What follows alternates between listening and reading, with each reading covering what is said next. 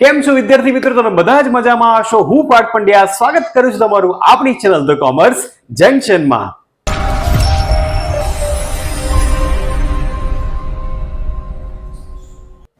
વિદ્યાર્થી મિત્રો, એકાઉન્ટનું પહેલું ચેપ્ટર છે અને ભાગીદારી માટે બેઝિક છે. પાર્ટ 1 જે છે સાથે 7 ચેપ્ટર ભાગીદારીના છે, એટલે આ ચેપ્ટર આપણી માટે બહુ જ ઇમ્પોર્ટન્ટ છે. અને આ ચેપ્ટરમાં આપણે ભાગીદારી વિષય પ્રવેશ પહેલા ચેપ્ટરની જે ઇમ્પોર્ટન્ટ થિયરી છે કે જે ચોપડની અંદર આપેલી છે અને જેમાંથી એમસીક્યુ બોર્ડની પરીક્ષાની અંદર પૂછવામાં આવે છે, એ બધી જ થિયરી આપણે કવર કરવાના છે. અને હું તમને ગેરંટી આપું છું કે આ થિયરીની બહારનો એક પણ એમસીક્યુ બોર્ડની પરીક્ષાની અંદર તમને જોવા મળશે નહીં. તો સૌથી પહેલા જોઈ લઈએ કે આ વિડીયોમાં આપણે શું શીખવાના છે. સૌથી પહેલા આપણે જોવાના છે બ્લુપ્રિન્ટ, એટલે કે વેટેજ કેટલું છે, કેટલા માર્ક્સનું બોર્ડની પરીક્ષાની અંદર આ ચેપ્ટરમાંથી આવવાનું છે. ભાગીદારીની જરૂરિયાત શું છે, ભાગીદારીનો અર્થ, ભાગીદારીના લક્ષણો, ભાગીદારી કરારનામું એટલે શું, કાયદાની જોગવાઈઓ શું છે અને મૂડી ખાતા રાખવાની પદ્ધતિઓ, જેટલી પણ ઇમ્પોર્ટન્ટ થિયરી એમસીક્યુ માટે છે બધી જ આપણે આ વિડીયોમાં કવર કરવાના છીએ.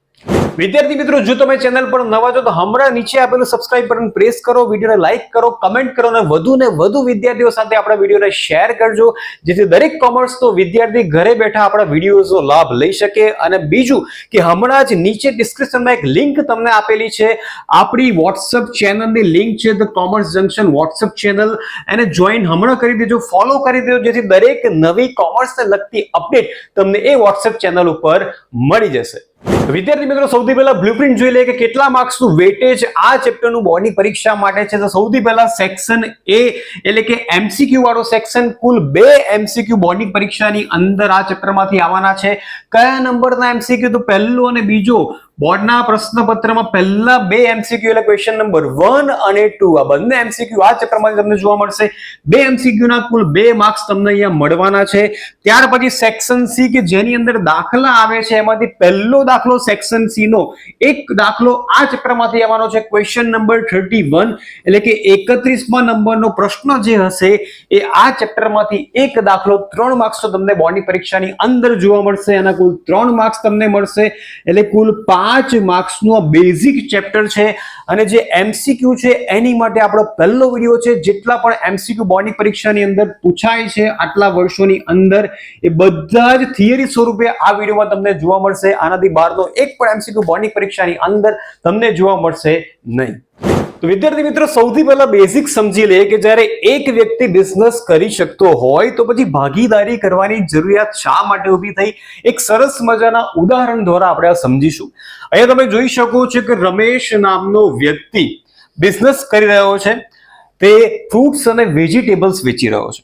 હવે દાખલા તરીકે રમેશ પાસે કુલ 50,000 રૂપિયા હતા અને 50,000 રૂપિયા રમેશે પોતાના બિઝનેસમાં લગાવી દીધા. પૂરેપૂરા રૂપિયાનું ઇન્વેસ્ટમેન્ટ એટલે કે મૂડી રોકાણ રમેશે પોતાના બિઝનેસમાં કરી દીધું. હવે આગળ જોઈએ કે ધંધો સારો ચાલી રહ્યો છે અને રમેશને હવે ઈચ્છા થઈ છે કે મારે બિઝનેસને મોટો કરવો છે. પણ વિદ્યાર્થી મિત્રો, જેટલી મૂડી રમેશ પાસે હતી, જેટલી કેશ રમેશ પાસે હતી, બધા જ રૂપિયા રમેશે પોતાના બિઝનેસમાં ઇન્વેસ્ટ કરી દીધા છે. હવે જો રમેશે પોતાનો બિઝનેસ મોટો કરવો હોય તો એની પાસે ઇનફ પૈસા નથી, કેમ કે બિઝનેસ મોટો કરવા માટે બીજા 50,000 રૂપિયાની જરૂર છે કે જે હવે રમેશ પાસે નથી. તો વિદ્યાર્થી મિત્રો, અહીંયા નાણાંની એટલે કે મૂડી રોકાણની એક લિમિટ આવી જાય છે. એના કરતા વધુ મૂડી રોકાણ અહીંયા એક વ્યક્તિ કરી શકતો નથી. હવે આપણે અહીંયા જોઈએ કે ભાગીદારીની અંદર શું ફાયદો છે. તો તમે જોઈ શકો છો અહીંયા 2 ભાગીદારો છે, ગીતા અને રીટા. તો ગીતાનું પણ ઇન્વેસ્ટમેન્ટ 50,000 રૂપિયા છે અને રીટાનું પણ ઇન્વેસ્ટમેન્ટ 50,000 રૂપિયા છે. આમ કરીને કુલ 1 લાખ રૂપિયા ધંધાની અંદર બંને જણે ભાગીદારી કરીને ઇન્વેસ્ટ કર્યા છે. એનો મતલબ બહુ સિમ્પલ થયો વિદ્યાર્થી મિત્રો, જેમ ગુજરાતીમાં કહેવત છે કે જાજા હાથ રઢિયામણા, એમ 2 વ્યક્તિ જ્યારે ભેગા થશે ત્યારે ઇન્વેસ્ટમેન્ટ એટલે કે સૌથી પહેલો ફાયદો થવાનો છે મૂડી રોકાણનો. મોટું મૂડી રોકાણ ધંધાની અંદર કરી શકાશે, જેથી ધંધો પણ મોટો કરી શકીશું અને નફો પણ વધુ થશે. બીજો એક બેનિફિટ એ થવાનો છે કે અહીંયા માત્ર એક વ્યક્તિ છે, એટલે એક વ્યક્તિ જેટલું વિચારશે, એની પોતાની જેટલી સ્કિલ હશે એટલો જ બિઝનેસ ડેવલપ કરી શકશે. જ્યારે અહીંયા તમે જોઈ શકો છો કે રીટા સેલ્સ કરી રહી છે, એનો મતલબ કે રીટાની માર્કેટિંગ સ્કિલ સારી છે અને અહીંયા ગીતા બિઝનેસને મેનેજ કરી રહી છે, એનો મતલબ કે ગીતાની મેનેજમેન્ટ સ્કિલ સારી છે. એટલે બીજો એક બેનિફિટ થવાનો છે સ્કિલનો વિદ્યાર્થી મિત્રો, કે જ્યારે બે વ્યક્તિ અથવા બે કરતા વધારે વ્યક્તિ ભેગા થશે ત્યારે એકબીજાની જે સ્કિલ છે, એકબીજાનું જે મેનેજમેન્ટ છે, એનો લાભ બિઝનેસને થવાનો છે અને એના કારણે બિઝનેસ ઇઝીલી ડેવલપ થઈ શકશે કમ્પેર ટુ જ્યારે એક વ્યક્તિ ધંધો કરતો હોય ત્યારે. એટલે સિમ્પલ લોજિક છે કે જ્યારે ગ્રુપમાં બિઝનેસ કરવામાં આવશે, ભાગીદારીમાં બિઝનેસ કરવામાં આવશે, ત્યારે સૌથી પહેલા બે મોટા ફાયદા થવાના છે. એક, મોટું મૂડીરોકાણ થઈ શકશે, એટલે કે બિઝનેસ મોટો કરી શકાશે, અને જે સ્કિલ રહેલી છે ભાગીદારોની અંદર, પાર્ટનર્સની અંદર, આ વ્યક્તિઓની અંદર, એનો લાભ પણ બિઝનેસને ચોક્કસથી થવાનો છે. તો આ મેઇન રીઝન હતા કે કેમ એક વ્યક્તિ બિઝનેસ કરે અને જ્યારે ભાગીદારીમાં બિઝનેસ કરવામાં આવશે ત્યારે શું ફાયદા ધંધાને થવાના છે. તો વિદ્યાર્થી મિત્રો, આગળ જોઈએ કે ભાગીદારીનો અર્થ શું છે અને કયો કાયદો ભારતની અંદર છે કે જે ભાગીદારી માટે બનાવવામાં આવ્યો હતો. તો અર્થ બહુ સિમ્પલ છે. અહીંયા તમે જોઈ શકો છો, એક કરતા વધારે વ્યક્તિ છે, એનો મતલબ કે આ શું છે? ભાગીદારો છે, અને ભાગીદારો ભેગા થઈને ધંધો કરી રહ્યા છે. તો ભાગીદારી શું છે પહેલા આપણે ડિટેલમાં સમજી લઈએ. તો ભારતીય ભાગીદારી કાયદા 1932 ની કલમ 4, વિદ્યાર્થી મિત્રો, ભારતની અંદર, ઇન્ડિયાની અંદર એક કાયદો ઘડવામાં આવ્યો હતો 1932 1 ઓક્ટોબરના રોજથી આ કાયદો અમલમાં આવ્યો હતો, જેને કહીએ છીએ ભારતીય ભાગીદારી કાયદો 1932, એટલે કે ધ ઇન્ડિયન પાર્ટનરશિપ એક્ટ 1932. એની 4થી કલમની અંદર આપણને ભાગીદારીની વ્યાખ્યા આપેલી છે. તો વ્યાખ્યા આપણને કાયદામાં એવી લખેલી છે કે ભાગીદારી એ એવી વ્યક્તિઓ વચ્ચેનો શું છે વિદ્યાર્થી મિત્રો? સંબંધ છે. એટલે કે માણસો વચ્ચેનો સંબંધ છે. વ્યક્તિઓનો મતલબ શું થાય? બહુવચન, એટલે કે બે અથવા બે કરતા વધારે વ્યક્તિ વચ્ચેનો શું છે? સંબંધ છે. હવે ભેગા થઈને કરવાનું શું છે? તો ભેગા થઈને બધા અથવા તો તેમનામાંથી કોઈ એક વ્યક્તિ શું કરશે? ધંધો કરશે. એટલે કે આ જે ભાગીદારી છે, આ પાર્ટનરશિપ છે, શાની માટે છે? બિઝનેસ કરવા માટે છે. અને ઓબ્વિયસલી ધંધો કરશું એટલે ધંધામાંથી શું થશે? નફો થશે. ઓલવેઝ આપણે પોઝિટિવ રહેવાની છે કે ધંધામાંથી આપણને નફો જ મળશે. તો ધંધામાં જે કંઈ પણ નફો થશે એ ભાગીદારો એકબીજાની અંદર શું કરશે? વહેંચી દેશે. એને કહેવાય વિદ્યાર્થી મિત્રો ભાગીદારી. હવે સમજીએ કે જે આ લાઈન છે કે બધા દ્વારા અથવા તેમનામાંની કોઈ એક વ્યક્તિ દ્વારા, તો આ શું છે એ પહેલા આપણે જોઈ લઈએ કે ભાગીદાર કોને કહેવાય અને ભાગીદારી પેઢી કોને કહેવાય. તો એક્ઝામ્પલ માટે તમારી પાસે અહીંયા 5 ભાગીદાર છે. તો ભાગીદારીમાં જે વ્યક્તિઓ જોડાયા હોય તેને શું કહીશું? આપણે ભાગીદાર કહીશું. સપોઝ આ છે મિસ્ટર એ, બી, સી, ડી અને ઈ. આપણે નામ આપી દીધા ABCDE. તો 5 ભાગીદારો છે અને 5 ભાગીદારો ભેગા થઈને બિઝનેસ કરી રહ્યા છે. તો વ્યક્તિગત રીતે ભાગીદાર કહેવામાં આવશે, એટલે કે ભાગીદાર એ, ભાગીદાર બી, સી, ડી અને ઈ. તો વ્યક્તિગત રીતે ભાગીદારીમાં જેટલા વ્યક્તિઓ જોડાયેલા હોય તેઓને આપણે ભાગીદાર તરીકે ઓળખીશું. ત્યાર પછી સામૂહિક રીતે જ્યારે 5 ભેગા છે અને જે બિઝનેસ છે, બિઝનેસને આપણે શું કહીશું? ભાગીદારી પેઢી તરીકે ઓળખીશું. હવે સમજી લઈએ કે ભાગીદારના કયા પ્રકાર હોઈ શકે. જે આ લાઈન તમને આપવામાં આવી છે એનો મતલબ ડિટેલમાં શું થાય? તો જ્યારે 5 ભાગીદારો ભેગા થઈને ધંધામાં ઇન્વેસ્ટ કરશે, સપોઝ 5 જણે 1 લાખ રૂપિયા ઇન્વેસ્ટ કર્યા અને કુલ 5 લાખ રૂપિયા ધંધાની અંદર ઇન્વેસ્ટ કરવામાં આવ્યા. બધાની મૂડી છે 1 લાખ રૂપિયા. વિદ્યાર્થી મિત્રો, હવે સમજી લઈએ, એવું પણ બની શકે કે 5 વ્યક્તિ ભેગા થઈને ધંધો ચલાવશે, એટલે કે મેનેજમેન્ટ 5 વ્યક્તિ કરશે. અથવા તો એવું પણ બની શકે કે માત્ર એ બિઝનેસ કરશે, જ્યારે બાકીના 4 ભાગીદારોનું બિઝનેસની અંદર માત્ર શું હશે? મૂડીરોકાણ હશે. અથવા એવું પણ બની શકે કે એ અને બી બંને બિઝનેસ ચલાવશે અને બાકીના 3નું માત્ર ને માત્ર શું હશે? ઇન્વેસ્ટમેન્ટ હશે. એનો મતલબ એ થયો કે ભલે ભાગીદારી છે પણ એવું જરૂરી નથી કે બધા જ ભાગીદારો બિઝનેસમાં આવતા હોય અને રોજ મેનેજમેન્ટ કરતા હોય. એમાંથી કોઈ પણ 1 અથવા 2 અથવા 3 અથવા 4 અથવા 5 ભાગીદારો ભેગા થઈને બિઝનેસ કરી શકે છે. તો આના પરથી આપણને ખ્યાલ આવશે કે જે ભાગીદારો ધંધાની અંદર એક્ટિવલી કામ કરે છે, આપણે એક્ઝામ્પલ હમણાં લીધું કે એ અને બી બિઝનેસ ચલાવે છે, જ્યારે આ લોકોનું શું છે? માત્ર ઇન્વેસ્ટમેન્ટ છે. તો જે ભાગીદારો ધંધામાં એક્ટિવલી કામ કરતા હોય તેને આપણે કહીશું સક્રિય ભાગીદાર, જેને ઇંગ્લિશમાં કહેવાય છે એક્ટિવ પાર્ટનર. સક્રિયનો મતલબ એ થાય કે જે પોતાનો પૂરેપૂરો સમય ધંધાની અંદર આપે છે.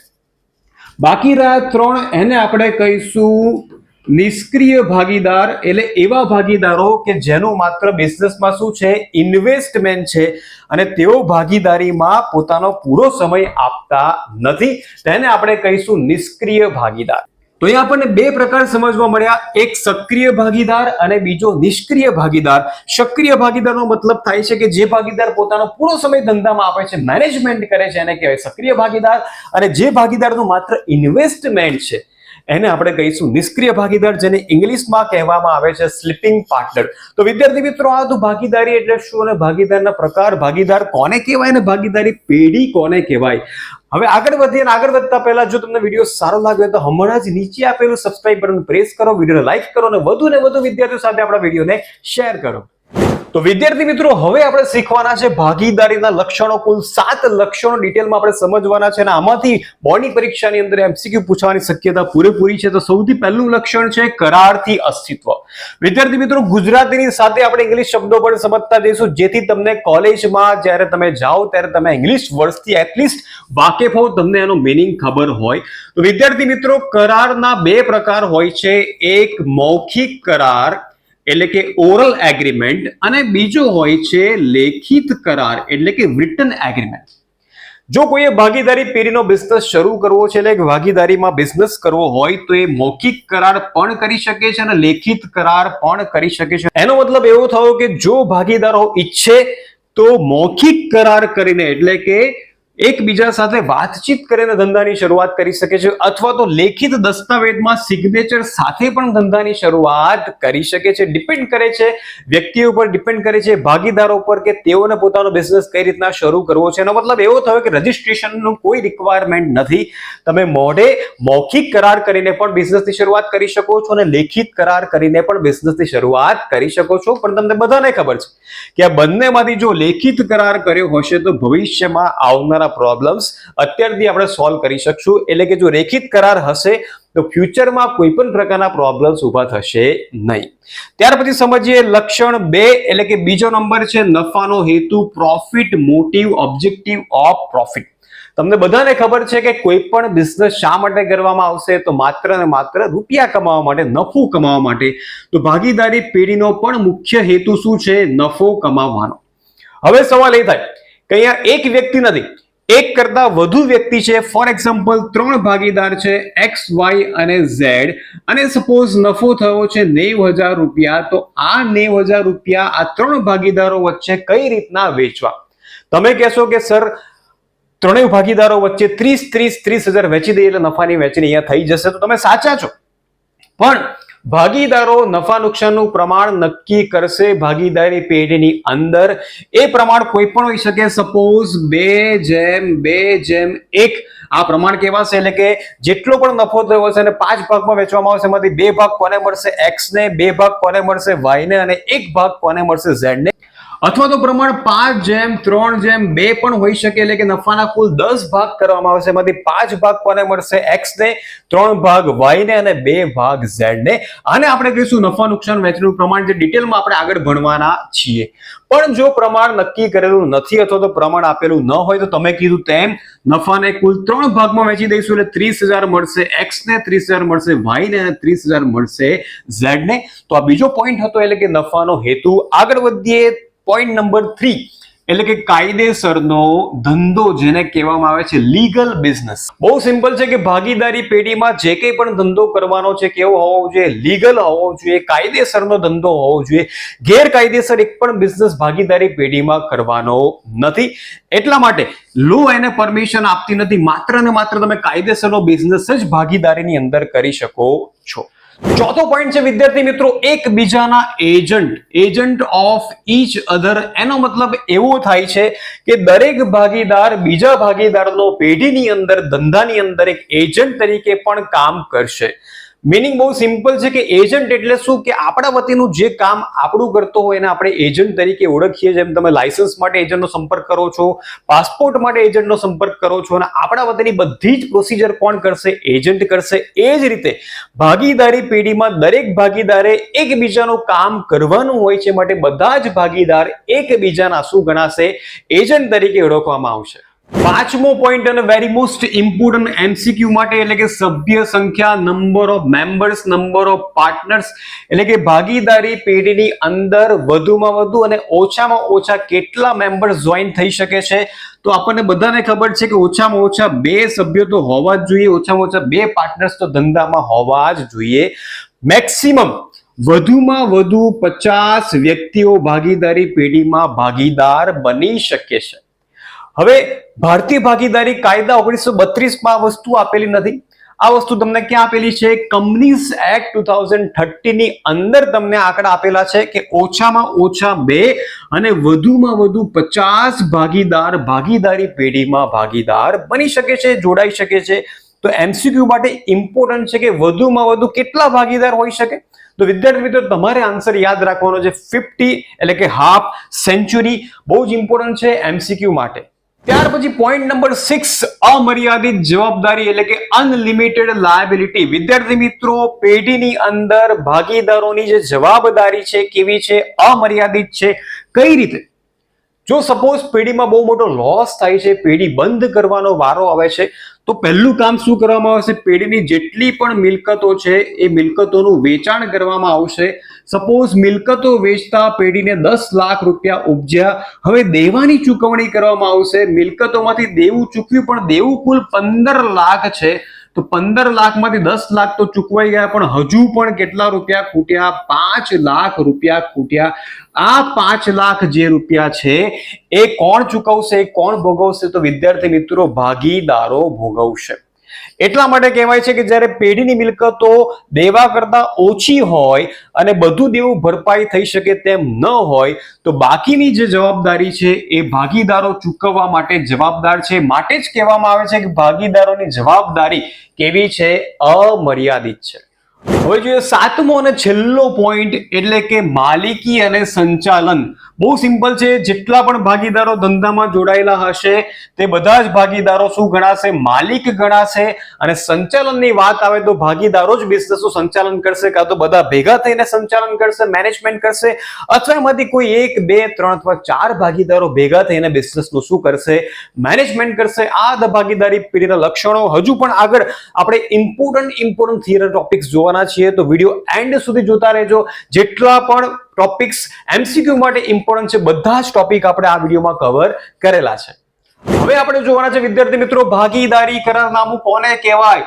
તો ભાગીદારો વચ્ચેના લેખિત કરારને આપણે શું કહીશું? ભાગીદારી કરારનામું કહીશું. સમજવા માટે ખૂબ જ ઇમ્પોર્ટન્ટ છે. આ ચેપ્ટરમાંથી થિયરીનો મોટો ક્વેશ્ચન કે એક વાક્યનો પ્રશ્ન આવવાનો નથી, પણ જેટલી પણ થિયરી આપણે અત્યારે ભણી રહ્યા છે એમાંથી એમસીક્યુ બોર્ડની પરીક્ષાની અંદર ચોક્કસથી આવશે. આનાથી બહારનો એક પણ એમસીક્યુ બોર્ડની પરીક્ષાની અંદર આવશે નહીં. ભાગીદારી કરારનામાને આપણે વહીવટી બંધારણ તરીકે પણ ઓળખીએ છીએ. તો આ કરારનામાની અંદર એટલે કે આ લેખિત કોન્ટ્રાક્ટની અંદર કઈ કઈ વિગતોનો સમાવેશ કરવામાં આવે છે સમજી લઈએ ફટાફટ.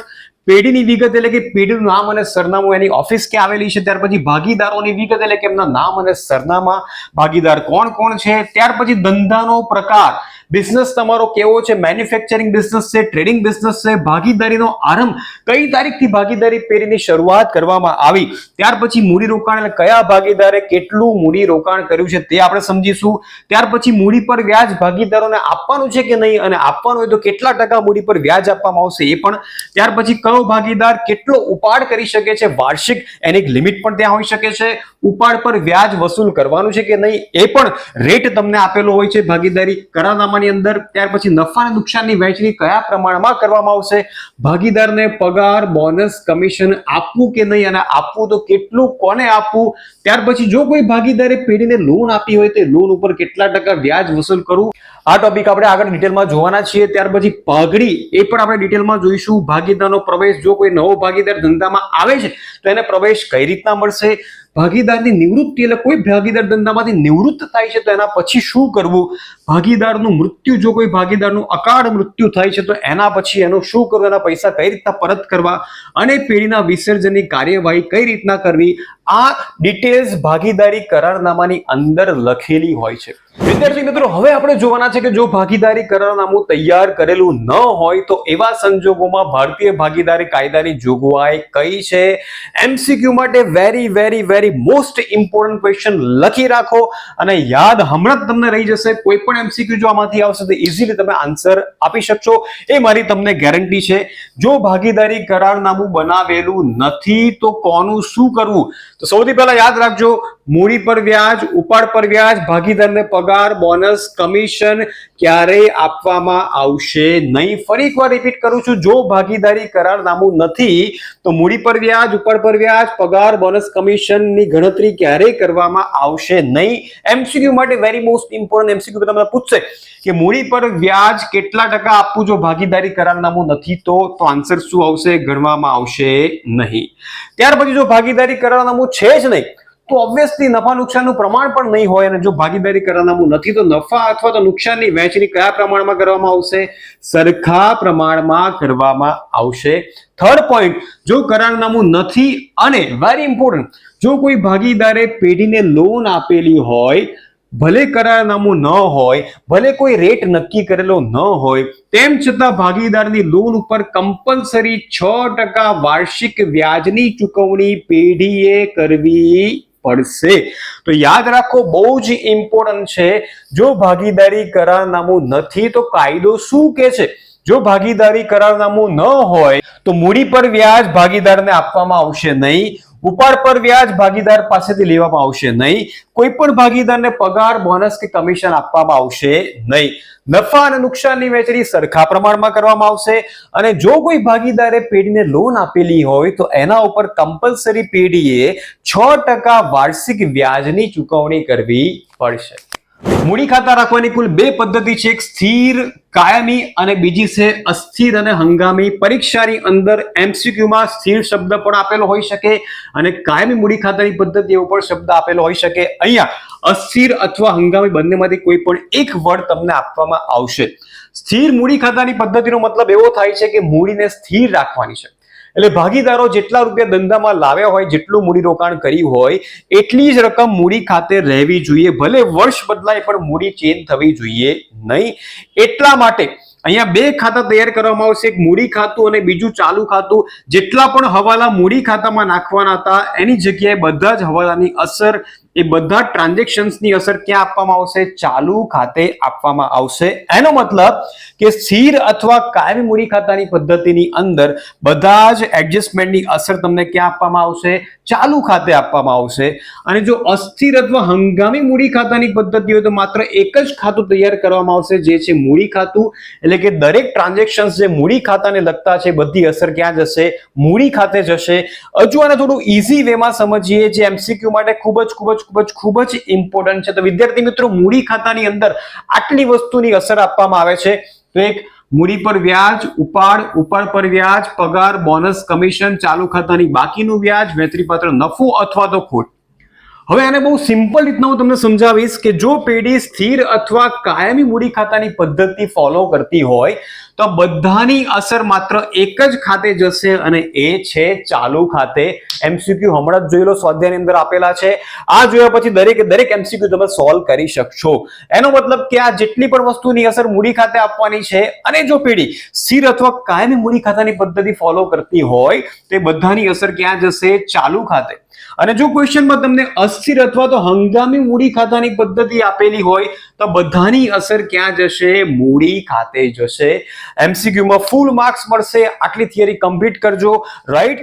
એમસીક્યુ હવે આગળ વધીએ અને છેલ્લો કોન્સેપ્ટ સમજીએ. આ પણ એમસીક્યુ માટે ખૂબ જ ઇમ્પોર્ટન્ટ છે. તો સૌથી પહેલા મૂડી પર વ્યાજ પેઢી માટે શું ગણાય અને ભાગીદાર માટે શું ગણાય? ચોપડાનો પહેલો જ એમસીક્યુ છે.